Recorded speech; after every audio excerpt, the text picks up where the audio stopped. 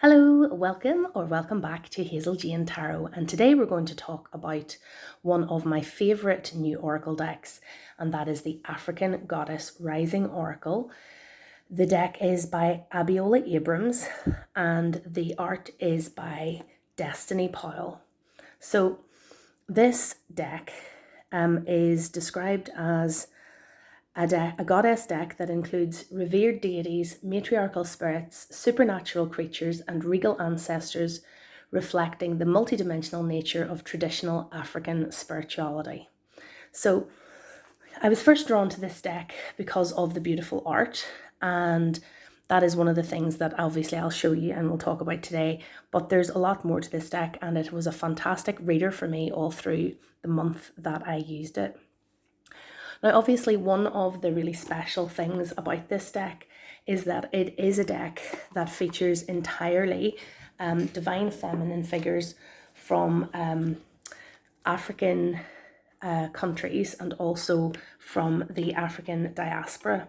So the representation in this deck is really important, and I think for readers from an African background, of African descent, to see such beautiful depictions of people who look like themselves, and also to see depictions of deities and other divine figures that somebody might work with is really special and important. Now, obviously, as a white Irish woman, I can't speak to that experience myself. So I would urge you to click into some of the links that I have put below.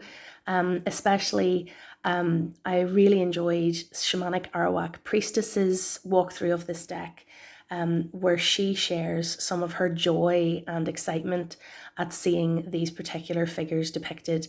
And because she has a personal connection with and familiarity with many of these figures, she gives a bit of insight as well into her relationship with those divine figures, and it's a wonderful video, and much better than this one is going to be. So if you want to just stop now and go watch hers instead, I will not be in any way offended. And I've also linked a couple of others below as well, because I think the specialness of this deck in many ways is just not something I'm able to fully speak to, and so I wanted to share some other people's videos as well.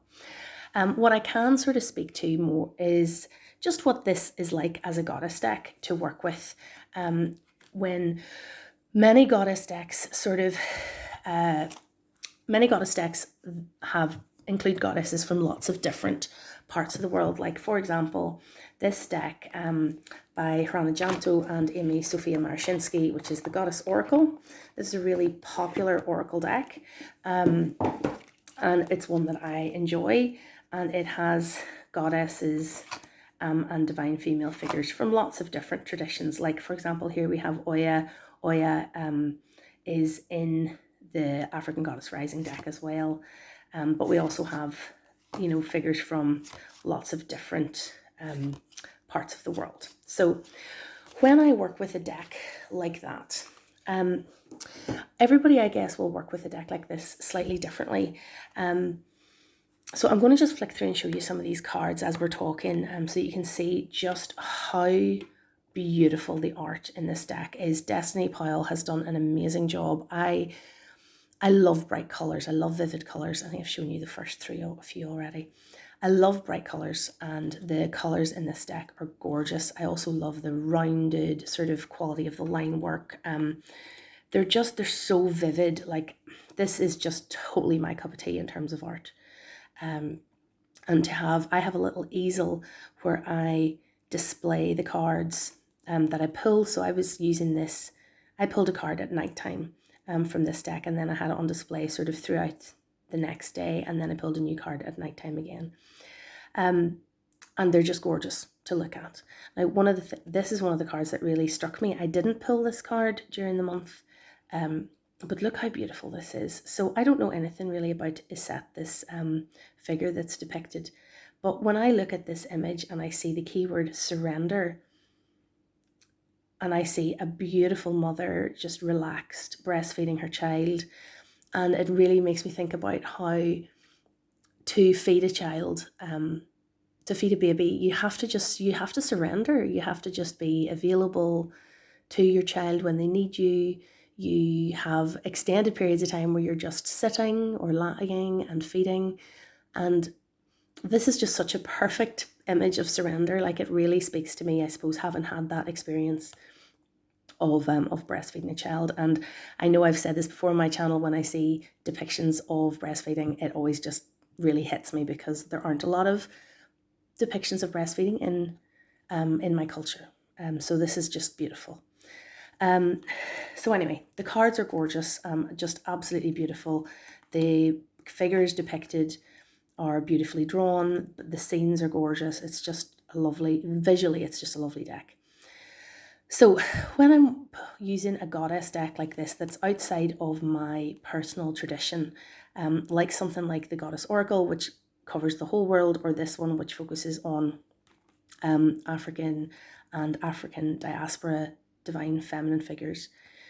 When I pull a card from this deck, I'm not necessarily invoking or calling on or specifically working with the deity. I mean, it's hard to explain, because I mean, what each person means by working with a deity might vary. But you know, when I pull a card from this deck, I'm not assuming to have a relationship with that deity or that divine figure. I'm not assuming to invoke or ask anything from or pray to that divine figure. I don't think, for me, I can't have a relationship with that figure just based on pulling a card randomly once. You know, there's a lot more to that relationship, I feel. So when I pull a card from a deck like this, it's more a process of using the Oracle deck, so using the keywords on the Oracle deck to help me find a message that applies to my life on that particular day. But it's also, look how gorgeous that is, but it's also using the guidebook and maybe leaning into the deck as a kind of a learning about the different divine figures that are worshipped and prayed to and worked with by other people. So the little guidebook here is a nice little starter on that, in that, using the deck in that way. So, oh, look at that. I just opened it at exactly the page. This is one of the things about this deck. I'll come to that in a wee minute. But the synchronicities when I've been working with this deck have been really uncanny, which is one of the things that I think makes it it's been a really powerful deck for me to work with. So here is Marie Laveau, who is here in the deck, here as card number 7. So you can see there's not a huge amount of text in this book. I understand that Abiola Abrams has written another book called African Goddess Initiation, or something like that, which has much more detailed information about each of these figures, and like working with, and really meaningfully working with these figures. And while again, I personally wouldn't necessarily assume to work with these figures from outside of my tradition, I might actually, because I've had such a positive experience of working with this deck, I might actually find that book at some point in the future and read it to learn more about these figures, because I've just found them very interesting, and there's a limited amount of information in the guidebook. But I think the guidebook does give you a good start, and of course there's always the internet to try to read a bit more. But this book is starts off by giving you some information about the character who's depicted. So we've got Marie Laveau is the goddess of good juju, and she's from New Orleans. So this deck, in the guidebook, it tells you where in the world this particular figure is venerated, or where their story, where they originate, which is really interesting, and it really covers a lot of different countries and places. So it's really great in that regard. So the deck is kind of divided up into different suits. So this bit tells you sort of which suit the card is attributed to. And then it tells you a little bit about the character. So great ancestress Marie Laveau was a larger-than-life New Orleans voodooienne. I'm not sure how to pronounce that, sorry. So she built a thriving business and so on. So it tells you a little bit about her, and then it gives you a message from her. So there's a declaration, all I do is win. So you could take that affirmation and carry that with you for the day and say that to yourself and take that take that energy from the card. But then there's like a little bit of guidance, and then how to embody that energy for the day. So while there isn't a huge amount of text in the guidebook, as an oracle deck, I think it's a really punchy guidebook. Like, it gives you what you need in terms of a little background information on the figure, and then an oracle message that anybody could apply to their day.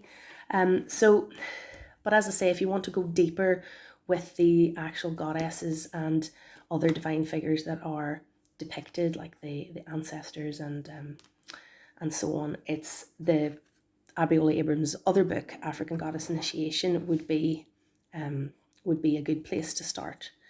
Some of these cards are so beautiful. They're all beautiful, but like this one with the one figure standing behind the other. Now, if you notice the keywords, they're not all sunshine and flowers. Like, they're not all happy keywords. So we have things like manifestation, but we also have keywords like shame,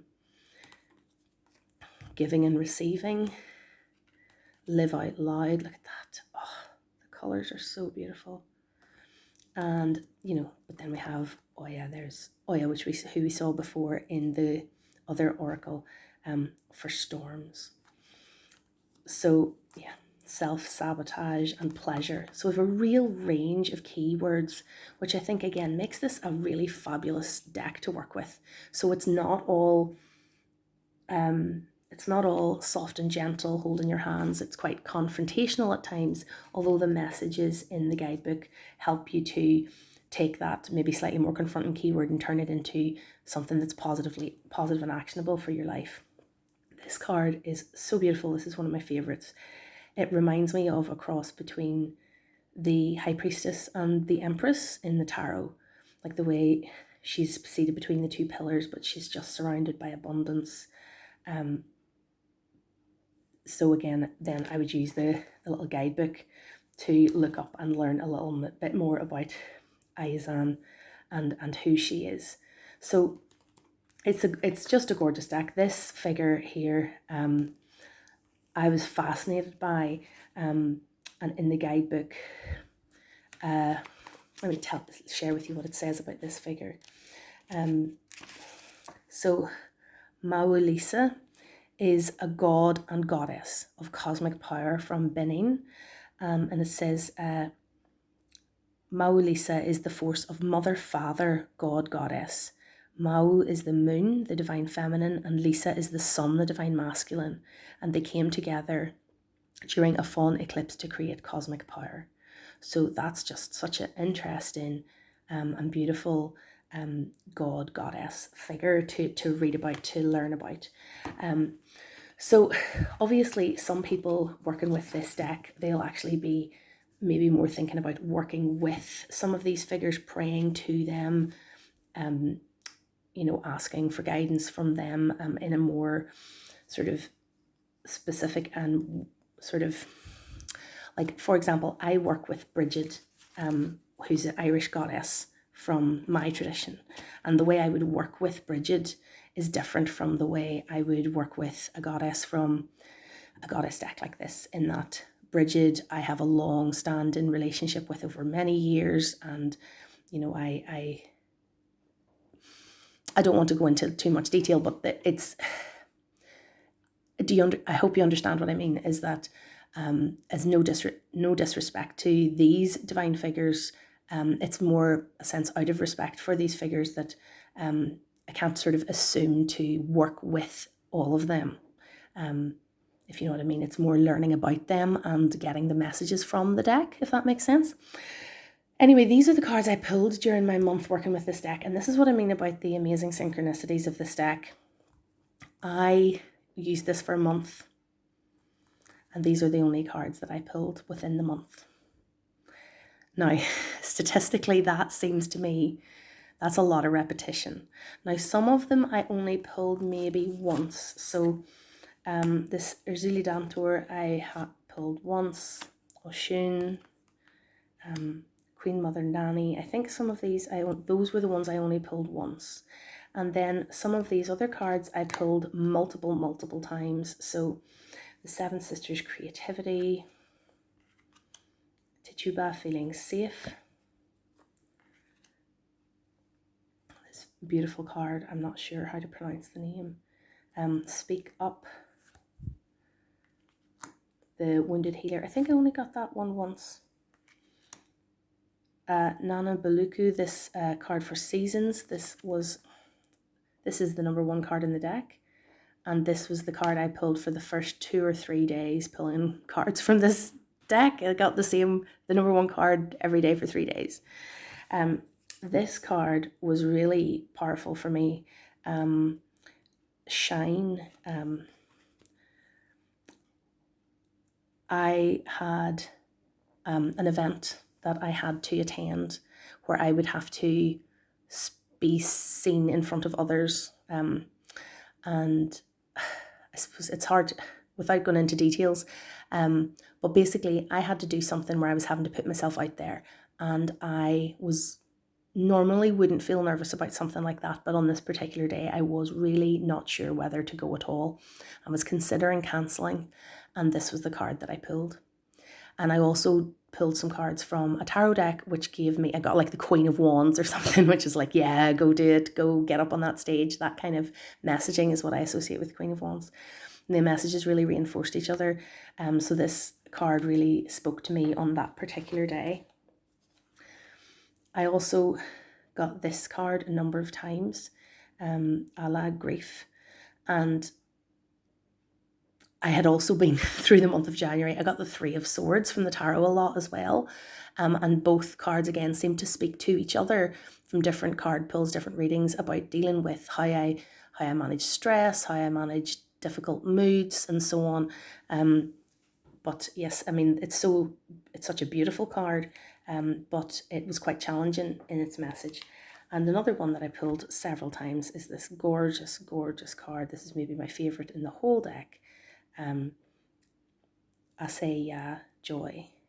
There's so many beautiful things happening in the imagery with the phases of the moon and the mother and child and the natural imagery, how they've interwoven the planets and the plants. I mean, it's just gorgeous. So even though this is not really a deck that in a way I feel this is not really a deck that was designed for me to use. I mean, it does speak to working with divine figures from the African heritage and from the African diaspora, and aimed at possibly women from the African diaspora to work with goddesses and divine figures from their heritage in a really beautiful and powerful way, and to create really lovely representation and diversity within the oracle decks that are available to us. And I think those things are so important, and I would never want to try to